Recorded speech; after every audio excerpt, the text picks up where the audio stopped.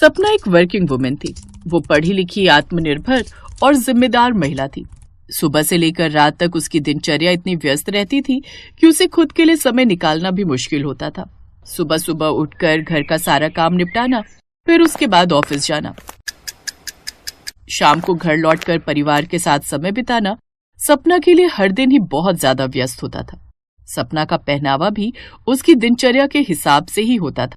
आरामदायक कुर्ता, लेगिंग या jeans T shirt वगैरह जैसे कपड़े ही सपना पहनती थी, जिसमें वो पूरे दिन सहज रह सके। हालांकि उसकी सास सुमित्रा देवी पारंपरिक महिला थी और उनकी हमेशा से यही इच्छा थी कि उनकी बहू साड़ी पहने। इस बात को लेकर वो कई बार सपना को बोल ही देती थी। एक सुबह सपना के ऑफिस की छुट्टी थी। वो नहा धोकर जीन्स टी शर्ट पहने रसोई में नाश्ता बना रही थी। बहू, आज तो तुम्हारे ऑफिस की छुट्टी थी ना? वैसे तुम आज भी साड़ी पहन सकती थी। तुम्हें साड़ी पहने हुए कितना समय हो गया है। ऐसा लगता है जैसे तुमने शादी के बाद शायद ही कभी किसी दिन साड़ी पहनी हो। बस शादी के शुरुआती दिनों में मैंने तुम्हें साड़ी पहने देखा था। उसके बाद तो मुझे लगता है तुम्हारी सारी साड़ियां अटैची में बंद हो गईं। कहाँ हैं वो नई साड़ियां जो मैंने तुम्हें शादी के समय दी थी? उन्हें निकालो, पहनो। कभी तो ये सब जीन्स पैंट छोड़कर साड़ी पहन लिया करो। माँ जी, साड़ी मुझे बहुत पसंद है, लेकिन आप जानती हैं ऑफिस और घर के कामों में इसे संभालना थोड़ा मुश्किल होता है, इसलिए मुझे ये कपड़े बहुत कंफर्ट फील देते हैं। मैं इजीली घर के काम, बाहर के काम इन्हें पहनकर कर लेती हूँ। अगर मैंने साड़ी पहन ली तो मैं कोई काम ही नहीं कर पाऊंगी। बहू, ये घर है, ऑफिस नहीं। बहू का साड़ी में होना घर की शान है। मुझे तो अब ऐसा लगता है कि तुम्हारे अंदर हमारे घर की परंपराओं का सम्मान ही नहीं है। ऑफिस में तुम भले ही दूसरे कपड़े पहनो, पर कम से कम छुट्टी के दिन तो साड़ी पहन लिया करो। माँ जी, मैं आपकी बात समझती हूँ, लेकिन क्या मेरी मेहनत और मेरे संस्कार घर की शान नहीं बढ़ाते? आपने ये सब बातें कहकर मेरा मन दुखाया है। मेरी मजबूरी है कि मैं हर समय साड़ी नहीं पहन सकती, पर मुझे साड़ी का पहनावा बहुत अच्छा लगता है। ये भी झूठ नहीं है। सलवार, कुर्ती, जीन्स टॉप मैं जल्दी से पहनकर ढेरों काम कर लेती हूँ, पर साड़ी पहनकर काम करने में मुझे बहुत दिक्कत होती है।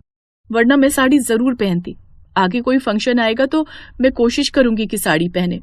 वो तो वक्त ही बताएगा कि तुम तब साड़ी पहनोगी या नहीं, पर अभी तक तो मुझे ऐसा कुछ दिखाई नहीं दे रहा कि तुम्हें साड़ी पहनना पसंद है।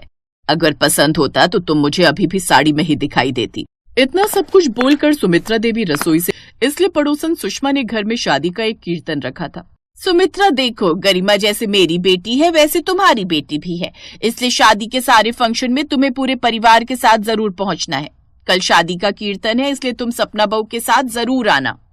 हाँ हाँ, क्यों नहीं, जरूर आएंगे। पड़ोसन के जाने के बाद सुमित्रा देवी सपना से बोली, सपना बहू, कल कीर्तन में तो तुम साड़ी पहन लोगी ना? कहीं ऐसा ना हो कि तुम कल भी सलवार सूट पहन लो। देखती हूँ। सपना कमरे में चली गई। उसी समय राहुल आ गया। कहाँ जा रही हो सपना? साड़ी के साथ की चूड़ियां लेनी है। कल सुषमा आंटी के घर कीर्तन में साड़ी पहनूंगी। क्या बात है, तुम कल साड़ी पहन रही हो? माँ जरूर खुश हो जाएंगी तुम्हें साड़ी पहना देखकर। मैं देखता हूँ वो तुम्हें बार बार साड़ी पहनने के लिए कहती है। चलो मैं बाजार ही जा रहा हूँ, तुम अपना काम भी कर लेना और मैं अपना कर लूंगा। सपना राहुल के साथ बाजार चली जाती है। उसने अभी तक सुमित्रा देवी को इस बारे में कुछ नहीं बताया था कि वो कल क्या पहनने वाली है।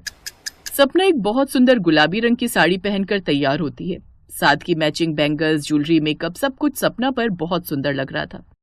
सपना को साड़ी में तैयार देखकर सुमित्रा देवी की खुशी का ठिकाना नहीं था। सपना अपनी सास के साथ कीर्तन में पहुंचती है।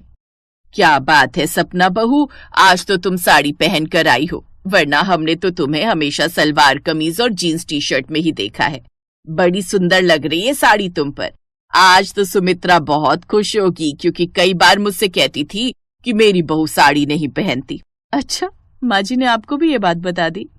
हाँ, तो वो तो मैं ऐसे ही सुषमा